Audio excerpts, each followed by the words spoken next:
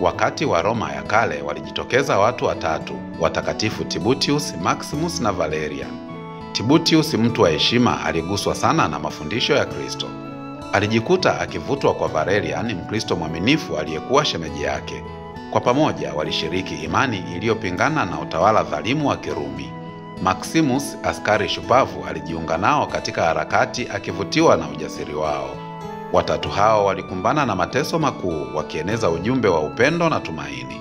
Ujasiri wao uliwapelekea kuuawa kwa ajili ya imani yao, lakini urithi wao uliendelea kuishi. Tibutius na Valerian waliuawa kwa kukataa kukana imani yao, huku Maximus akisimama nao hadi mwisho.